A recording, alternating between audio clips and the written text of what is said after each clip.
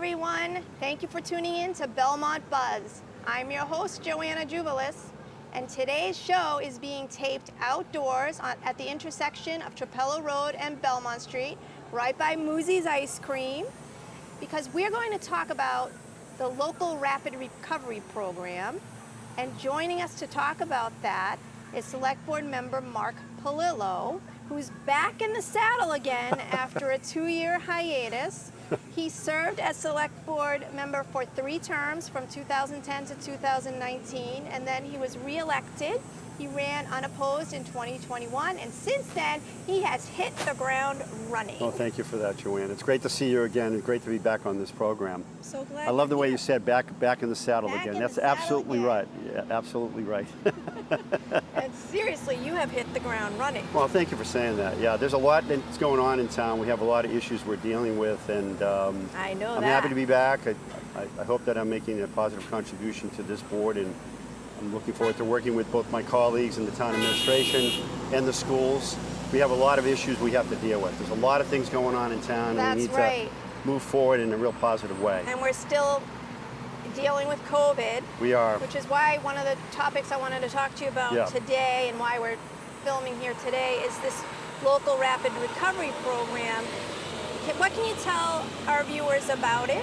What is it? So it's a state program. It's a terrific program, and it's sponsored by the Department of Housing and Economic Development. And prior to my getting back on the board, because I've just recently learned about what we went through here, that the Economic Development Committee, that's chaired by Emma Thurston, identified this as an opportunity to support local businesses.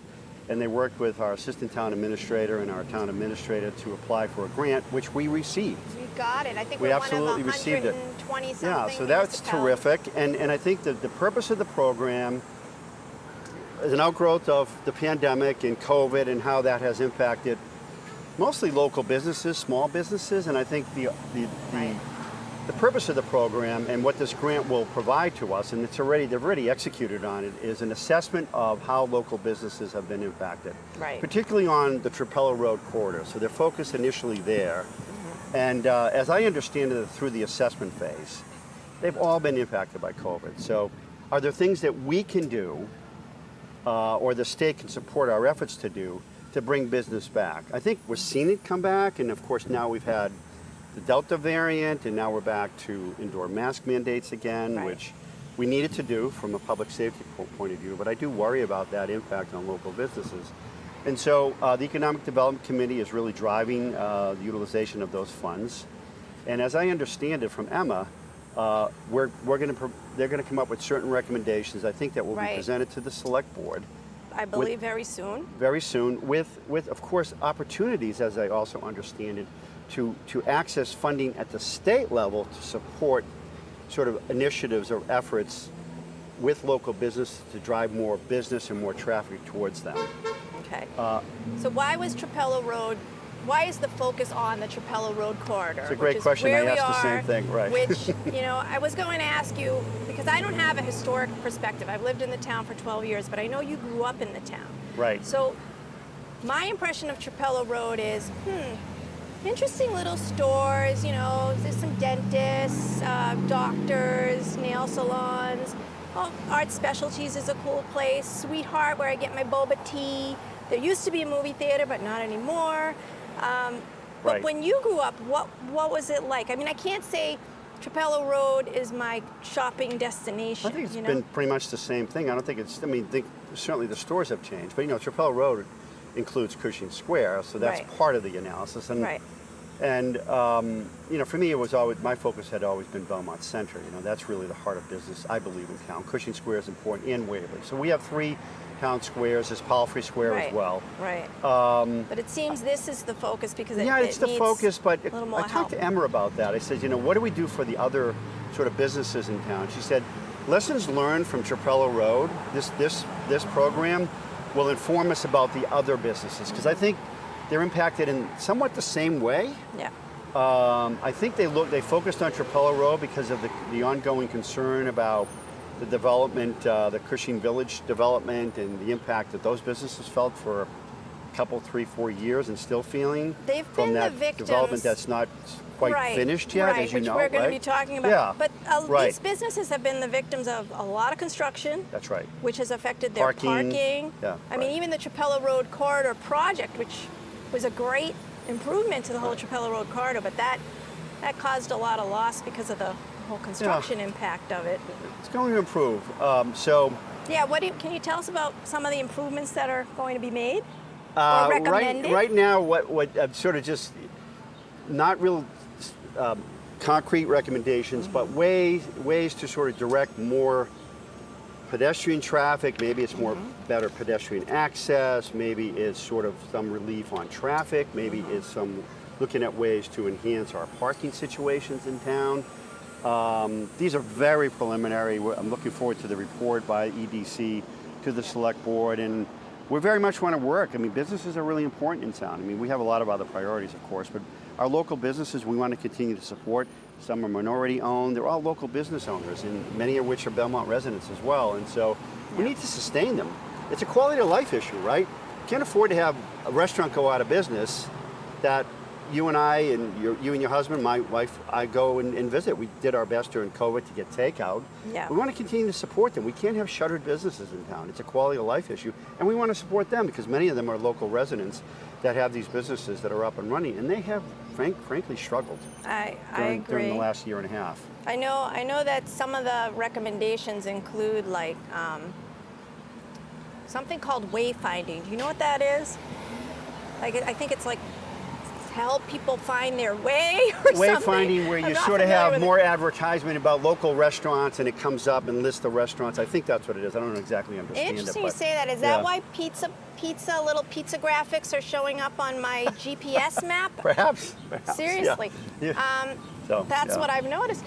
A storefront improvement program with guidelines. So that's interesting because maybe they'll have a more uniform way that they want the storefronts to look, because it's definitely a mixture of wide variety. I guess we could do that. It's more of a private thing, but I suppose we could do that as well. From my point of view, so first of all, what impacts adversely businesses?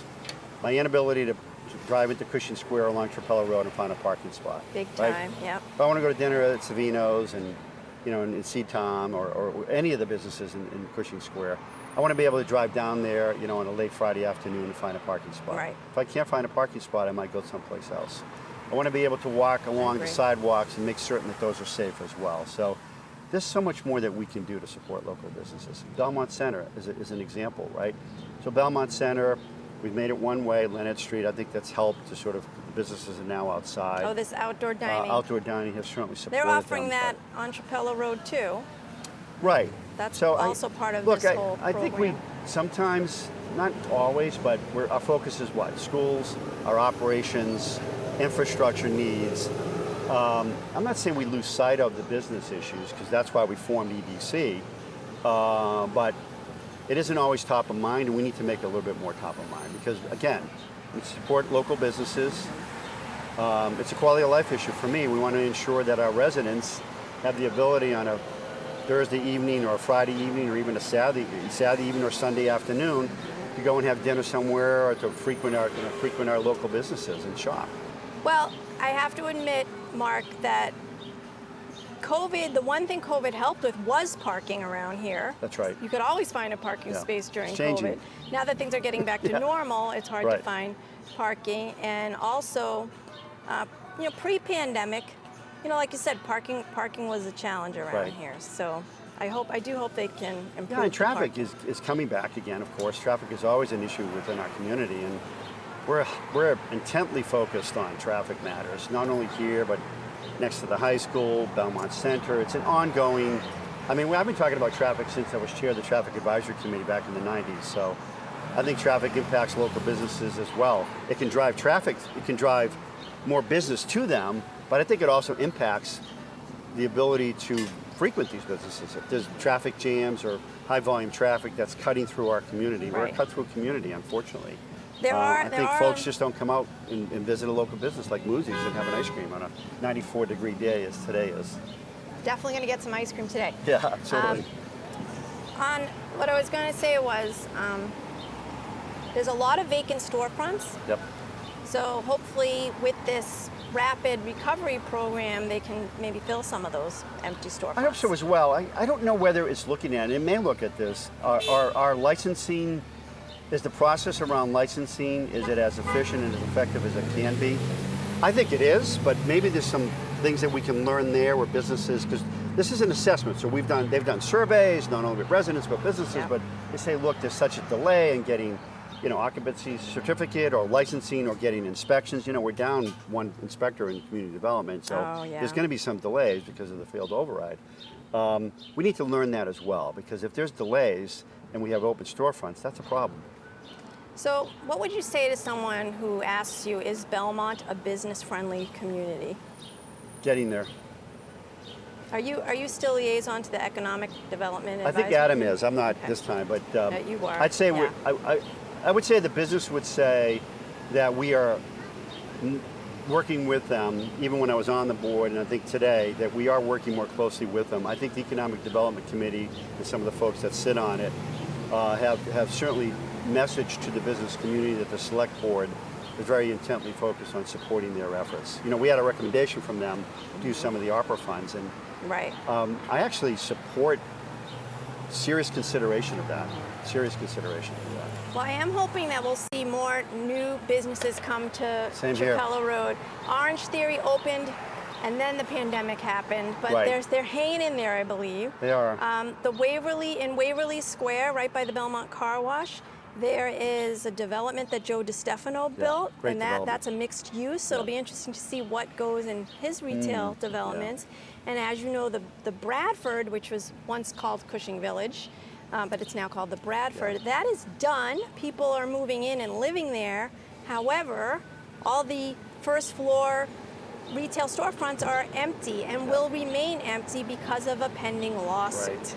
So is there anything that can be done to help the area surrounding the Bradford with these empty storefronts? Because unfortunately it looks like this lawsuit is going to drag on, and while it's dragging on... It's a private matter, and it's unfortunate, and I agree.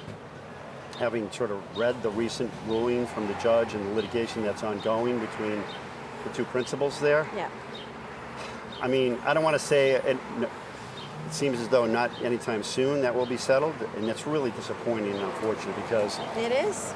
the whole idea behind Cushing Village, now the Bradford, and, Right. and what I've always said is, even though it drives more tax revenue to Belmont, I never looked at it from that point of view. I always looked at it as a revitalization of Cushing Square. Yeah. And I think part of that is not only providing, opportunity for residents to stay in Belmont and rent units there, but the commercial stuff that would be there as well. Well, that's not there. It's open. It's vacant. No. And so it's disappointing and troubling. I hope that the really is. principals can find their way to some kind of negotiated settlement. Can the Select Board do something about it? I don't know, Joanna. I don't think so. I don't know what we can either. do, frankly, Yeah. to move that forward. If there is something we can do, we certainly should look at that. But it's Do you- unclear to me that whether we can Do do you anything. think the local rapid recovery program can help while these storefronts remain I think it vacant? can. Okay. I think we have to ensure that the businesses that are still in place, not yet shuttered, but clearly they've been impacted economically, remain in place, that they can be sustained. Yeah. Hopefully, this surge in cases and the indoor mask mandate doesn't impact them too adversely. But I think that program can, in fact, identify ways that we can continue to support them. As you say, you got to hang in there, and I hope that they do. I Yes. realize the stress that puts on them. And I talk to business owners all the time when I go in. They said, we're hanging in there, Mark. That business is down. It has been down. It's coming back now that they feel as though maybe it's not good. If you read the Wall Street Journal and other, Globe, whatever, there has been some impact on businesses on this recent surge. People are still concerned about getting All I COVID. can say, Mark, is Yeah. it's a good thing Starbucks is there, because Yeah. that's like the That's the anchor there. one storefront that is Yeah, that's there. right, exactly, And yeah. I think people should know, what people aren't aware of is that there is additional parking in that garage. There That is. is another benefit of the Bradford that I think a lot of people aren't utilizing, because I just don't think they know about it. So maybe the town can I try think we to need keep to give more informing. visibility. Look, our agendas are Signage or- packed full of things, right? We're dealing with so much, as you know, right? Came out of town meeting. We're dealing with override, post-override, failure override issues. We're dealing with looking at, infrastructure needs. We're dealing with any number of things, which is fine. But I think as a board, through EDC, we need to bring more visibility to local businesses, and I hope that we can do that. I agree. Since we're on the topic of Trapelo Road, and this is a very current topic, Yes. there was an apartment building, I don't know if it's an apartment building, but a condominium complex, Condominium complex. 65 years old at 125 Trapelo Road, that on Friday the 13th of August had to be evacuated. It was an emergency evacuation. About 75 residents been affected because of an inspection or an engineering report that deemed it unsafe. Structurally. So can we talk about that? I mean, was it really such? I mean, I know this is coming as a result of the building collapse in Miami, so you have to take cracks in buildings seriously. Right. Was it really such an emergency that it had to happen immediately? Yeah, I don't know about that. It wasn't on the ground, it was away, but... And I know this was a decision by the property manager. It was a decision by the property town. manager. People need We're to know waiting that. for the structural report. Yep. Residents are not back in there. I think you know that. No, yeah. We're waiting for the structural report in order to grant, an occupancy certificate. And we're going to want to make certain that they believe that it's structurally sound. And I mean, how public is the safety town is the most helping? important thing for us. What has the town been doing to help? So we've been helping, displaced we've been on the ground there. I mean, through town administrator, John Marshall, was there that day.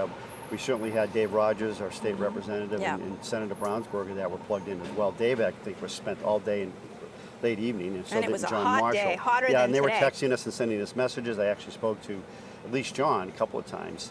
So the town has supported efforts to relocate these residents, so we're providing temporary assistance there. Many of the residents were able to find alternative housing, right? They have relatives, friends, whatever it might be, but some didn't. No. And so, think That's about why it. a little There's- advance notice would have been nice. yeah, but I know. it They're was an worried. They're emergency. scared. I mean, I could just think about it. They're getting in a bus at 7 or 8 o'clock at night on a Friday. Where am I going to live?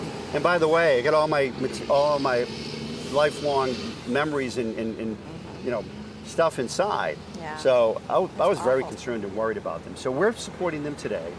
We're working with Housing and Urban Development to understand if, in fact, they can't go back. Is there alternative state programs or support for these residents that haven't been able to find housing? Yeah. Just to let the residents our town residents know at home, and I think we've said this a couple of times, there is a link on our town website. You can make donations. It's like a GoFundMe link to a 501c3 organization. If you can find it within your financial means to make a small donation to support efforts to house these individuals, that'd be great. Okay. So we're monitoring it very closely. These are Belmont residents, and the last thing we want to do is just say, well, it's not our problem. It is our problem. It's a complex in town. Yeah. We're going to work really closely, understanding whether it's structurally sound to go back in there. We're going to really work very closely with our state representatives and with Housing and Urban Development to ensure that these folks are taken care of. So there is a chance they might be able to move back in? Well, I'm crossing my fingers. I'm not an engineer. I mean, that's really, going to be up to the Department of Community Development and Glenn Right. Clancy to look at the structural report and say, okay, you can go back in. And yeah, you know what? I think there is a heightened sense of structural deficiencies considering what happened in Florida. I mean, God help us, right? So Right, I know. whether it's structurally sound or not, Scary. unclear. We'll soon find out. It is scary. Yeah. Well, another scary topic Yes. is the Belmont PostOverride. Yes. Override failed. Yep. You were elected. That was the good news. Yeah. Override failed. I guess bad news for Yeah. people who wanted it to pass. Right. So just tell me, what is the town doing now post override? How are we getting by? So again, we were able to, there were cuts, as I think you might know. I mean, we certainly had cuts in public safety. We had a police reduction on one police department, one in fire department. We didn't hire the social worker for council on aging, which having served on that board for a handful of months, I felt there was a real need there. Yeah. We haven't sort of invested in our infrastructure more than we should. We reduced Department of Public Works by 2 individuals. And then on the school side, I think superintendent reduced 5 to 6 individuals, and there was identified 10 to 11 hires based on, the increased enrollment, occupying a new school. So none of that took place. able to balance the 22 budget. Right. We used about over $7 million of free cash, one-time funds, not Yep. a prudent thing to do. We always anticipated using that anyway. And so we're living with it, and that's fine. I mean, the residents spoke. I mean, I was in support of the override, as you know. But the question is, how long can you live with it? I Well, mean, it's I know unclear. there's COVID relief We funding. already identified a potential deficit in 23. Is the COVID relief funding helping though? I think it will. Again, one-time funds, right? So it's $7.8 million. We're going to get half of that, so we're going to get about 3.9. We've already identified a number of one-time needs. I mean, the superintendent has a COVID parking lot of around $1 million worth of potential needs, vents, ventilators. You know, the kids are going to have to be back to school with wearing masks, right? So we have to take care of them. Yeah. Public safety for our children is paramount. Yeah. So we're looking at one-time needs. But again, using money like that, which is welcomed over the next 2 years, is again one time. So can we get through 23? Likely, you know, depending on where our free cash position is. Okay. It's just been certified. Our town administrator is going to make a presentation on Monday night. I think a combination of the ARPA funds and free cash perhaps can get us through and sustain us on that one-time deficit. But remember, one-time funds is one time, meaning that the next year, if you don't have those funds and you've hired personnel, you need to find a source for those. Okay. I mean, I do believe that the future will hold a need for an override. I mean, I supported it this past spring. When do you think it'll be on the ballot again? Hard to I say. can't say, Joanna. You know, I'd say within the next, you know, from my point of view, depending on how we use free cash and ARPA funds, within the next 2 to 3, 4 years, something like that. I mean, I think we want, you know, we got the message loud and clear. It wasn't even a close vote, as you remember, right? I mean, I think there's a lot of reasons for that, but Were you surprised it didn't pass? I was surprised I thought it was going to be a close call, so I was surprised at how much it was defeated by. Okay.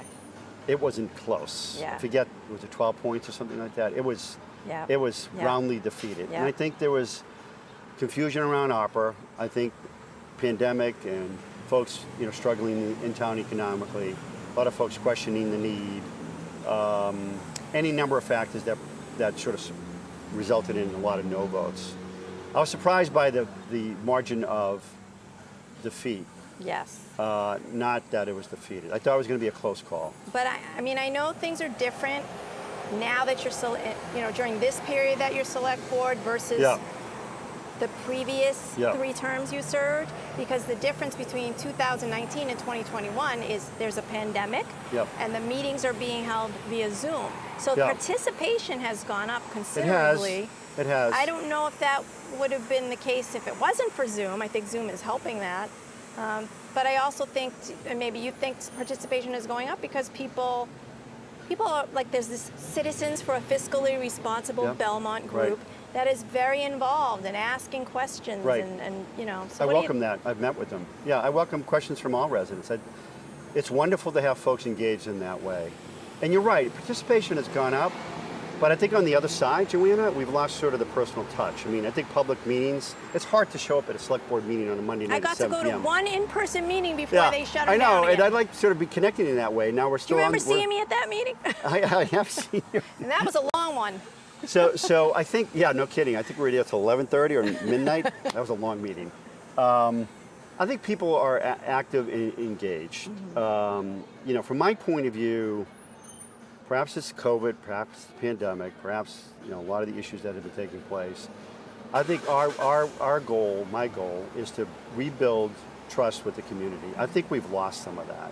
I'm sorry to say that. And I think it's a result of the pandemic, but I also think it's a result of some of the things that perhaps we've done over the last couple, 3 years. So I think first and foremost, we need to rebuild trust with the community.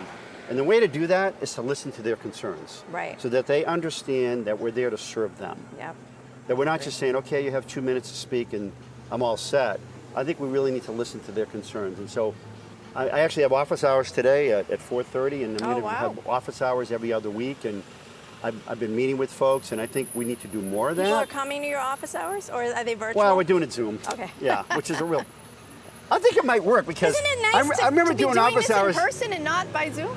doing office hours down at the library, and I would sit there for like an hour and a half, and no one would show because no one knew where I was. Oh no! But at at the senior Zoom center, at the Beach Street Center, I'd get folks there. So I think Zoom would have. It's going to be logistically challenging, but I think members of this board particularly the board, and I would also, ask the school committee to consider this. Reach out into the community, let the residents know that we're listening. We're there to serve them.